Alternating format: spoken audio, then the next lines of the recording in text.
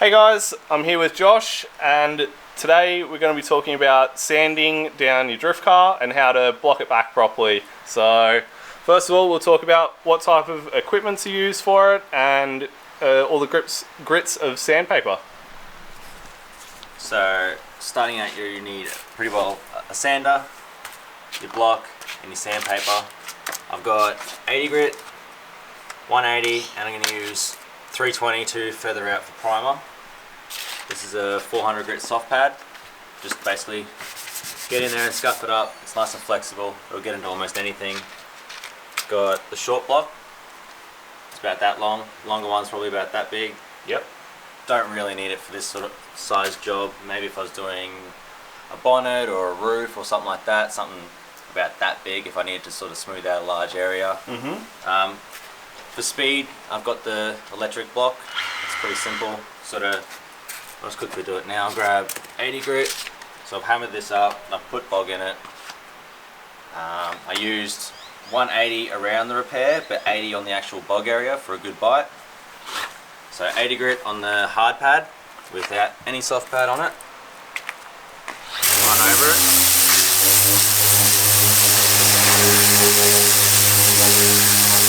Not pushing hard, just enough to get the sandpaper to bite. Moving it all the time.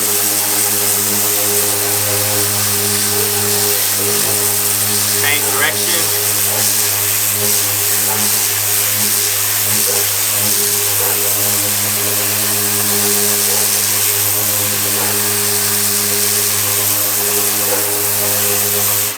You want to sort of cover the area enough. You're not trying to quickly knock it out. You want the sander to do the flattening essentially. So 80 grit on this one as well, just to show how it works. It does, these are both random orbits, so they don't spin in a perfect circle. So they both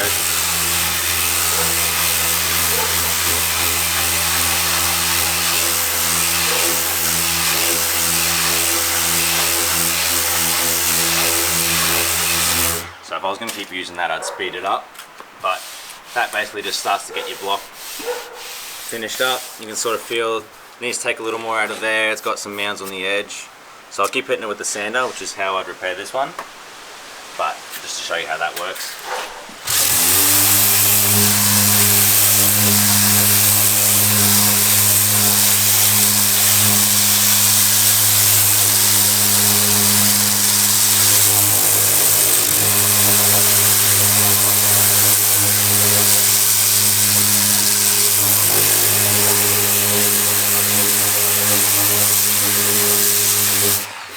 Now you're not pushing very hard when you're doing that? Nah, if your sander's slowing, you're pushing too hard, pretty much.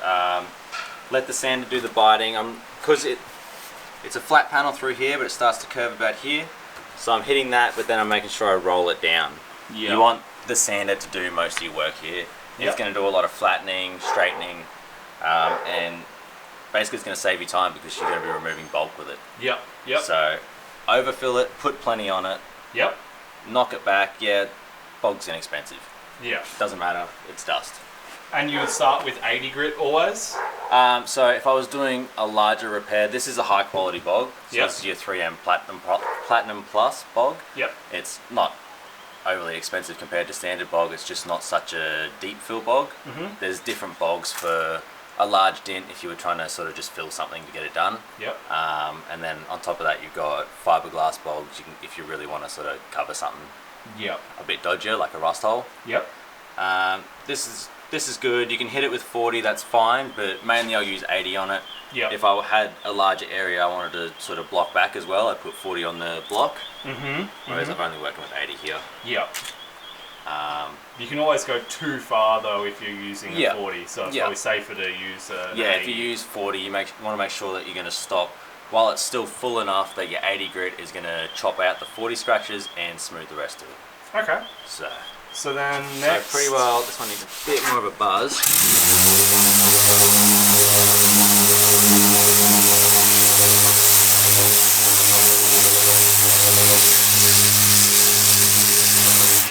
So I can feel taking the bulk out of that. That's pretty good. So 80 grit, it's a fairly fresh piece, doesn't need to be overly fresh. Yep. And just in a cross pattern, I'm not worried about hitting the rear bar, but usually you would be, so I would have taped off the rear bar if I wasn't hitting it. And I'm going to try not to make any scratch marks above here where I want to prime. Okay. So take out the bulk that way, finish with long strokes, but always make sure you change direction. Okay.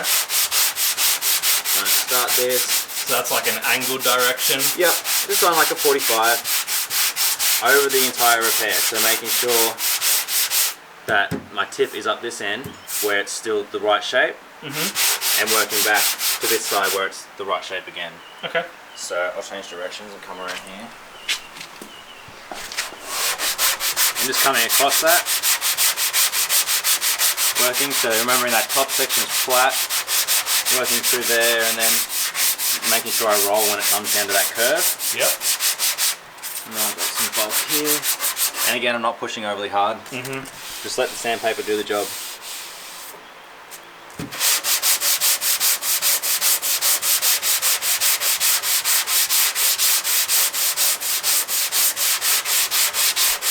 So I want to cross section this again. So always changing up. Always feel it from a different angle. Yep.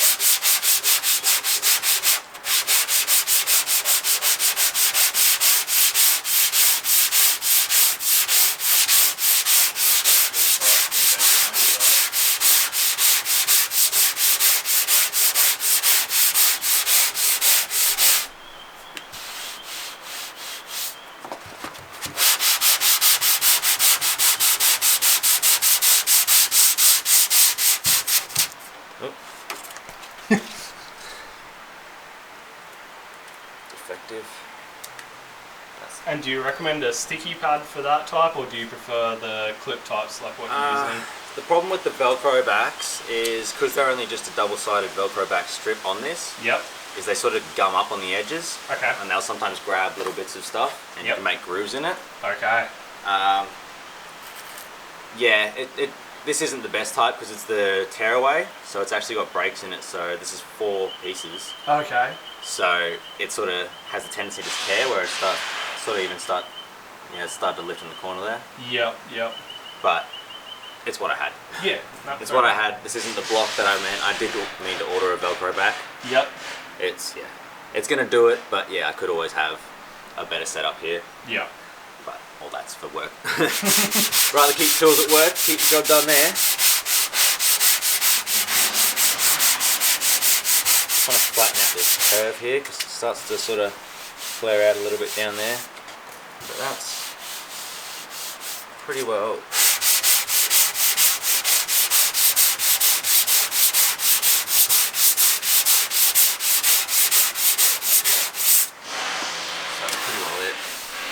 You can see it's not a thick layer. As you can see, the metal's starting to show through in areas, a little bit over there. You can see it's not a thick layer, but I've covered more than the dent to make sure that that entire area is one uniform shape. Yep. So that repair's pretty well done now. I'll have some pinholes in it, little craters and stuff like that. A few deeper scratch marks from fresh pressure. Yep. On the newer sandpaper, but primer will get all that. So take the 80 grit off. We'll move to the soft pad. Soft pad is an actual pad in between. Soft pad, yeah. Basically, you got your Velcro layers there, so it'll stick. Make sure it sticks and doesn't fly off. So that's it. Just a bit of cushion, so it only scuffs and doesn't actually sort of take shape almost. Yep.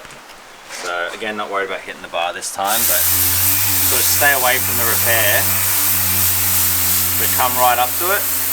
Get rid of all the scratches, sort of in the immediate area. Yep. We'll come right around it. Again, sort of just keeping that bit of pressure on that side of the sander so it's not hitting it. With the soft pad on, you can sort of, on an angle, sort of dig it in to get that scratch mark out. Yep. To a certain point. Yep. But yeah, really the soft pad is just to help it take the shape and make sure it scuffs everywhere. Yep. So Again, the pressure on the back of the sander, sort of trying to avoid my repair. Okay. Because I don't want to mound out the edge. Yep. And yeah, so pretty much knock all the excess off. Yep. So that still takes quite a bit of material off, even with the soft pad. Yep. But yeah, because of I probably use about the same amount of pressure, a little bit less. But with the soft pad, it's doing less to the panel. Yep. So it's not just gonna. It's not harshly scratching it. Yeah. Yeah, it's not gonna put little ridges in it from where those bits of bog were. Right. Like now, if I was to say paint this, and this is my painted panel, but I've got, where is it? These wire marks here that I want to just wipe with blade to fill to paint over. Yep. You just want to wipe the area, and then you're gonna still sand it. Okay. Whereas if you just try and wipe it real tight, you're still gonna see that through the paint. Yep. You want to sort of make sure everything's done at this stage, so that in your primer all you do is sand. Yeah. You don't want to be filling stuff, you don't want to do little repairs, you just want sand your primer and paint it. Yep. Yep. Okay. So I've 180'd the immediate area, pretty well got rid of all my scratch marks from the 80 grit. I'll move now to the 320, which 320 in this stage. And essentially So- 320 is your final. The 320 is what it should be in for primer. Yep. 320 on the soft pad is probably closer to 400, so if you have like some 280 or something like that in the soft pad, that's fine. Yep. The scratch marks on this primer will fill 80, Okay. but I will wipe over that with a fine fill now Yep. and finish it in 120, Okay. just for less sink back. Yep. Less sink back, the car's going the color that you're going to see sink back in. What's sink back, just for people that don't know? So sink back is where you can look through the paint, almost underneath the paint, and you'll see scratch marks, block marks. So Okay. obviously from blocking you're going to have scratch marks like that in the paint, whereas from sanding you get like pigtails like that, Okay. and that's where scratch marks haven't been sanded out before your final coat. Okay. So there's other guide coats and stuff like that we can talk about later Yep. to make sure you get all that out. Yep. But all in all, basically just each layer should, each grit of sanding should take out the previous grit. Okay. So your pigtails should get smaller and smaller each time to the point where you basically don't see them. Okay. And so that's your 180. So they will be gone by the time I'm finished with this stage. Yep. And I'm just prepping this section up as if I wasn't doing the rear bar or touching the rear bar. Just prepping this section for primer. So Okay. I want to stay here. This is 320.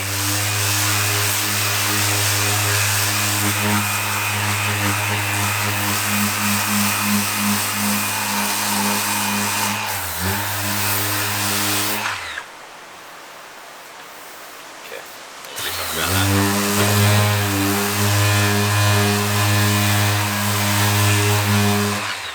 So I've gotten the sander in pretty well everywhere I can. Soft pad. Sort of go at it. And that was Not- what grit soft pad? This is a 400 grit, Okay. only because I don't have the 240s. Yep. So I'm using my finger here, but I'm not trying to dig my finger in. Like, use your finger to get in there, but don't try and groove it out with your finger. I'm Yep. trying to use the palm of my hand. So essentially this area here on the outside of my hand, Yep. where it's going to be the smoothest, sort of, to go like that. That way you're not digging your fingers in and making groove marks in the paint. Okay. So sort of just go over everywhere, make sure you can get the places that you couldn't.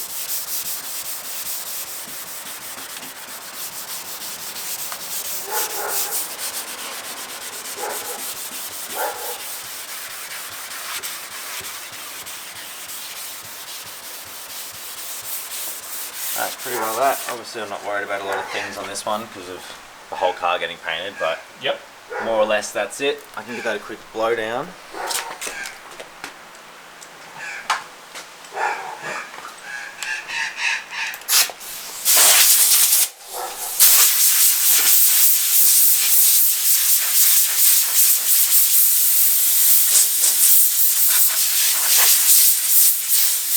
I need to sand that a little bit more, but that's alright.